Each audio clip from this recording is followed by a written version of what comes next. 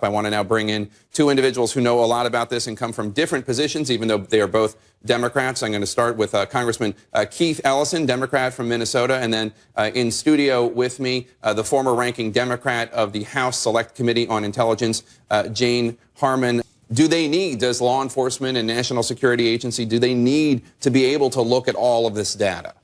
Congress has been careful. There were abuses after 9/11. The Bush administration, early from 2002 to 2005, was conducting a program to use phone records, but it was outside the law, the Foreign Intelligence Surveillance Act. When Congress figured this out, and I was one of the people who did, we expressed enormous concern.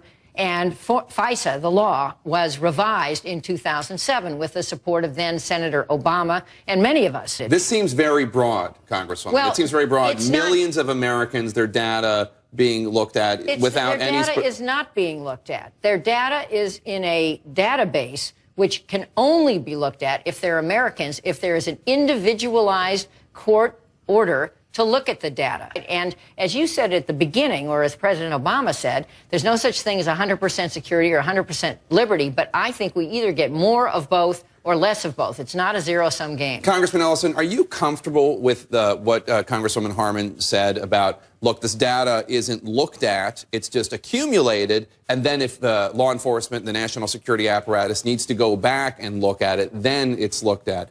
Does that sit well with you? Are you okay with that?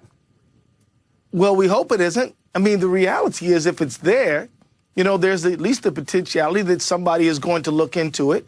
Now, you might say, well, they don't have the authority to do so. But if we look at history as a guide, if information is available to be looked into, often it will be. So I think this is the time, the occasion to say we're casting the net too widely. Now, I'll say this about President Obama's statement, no 100% privacy, no 100% security.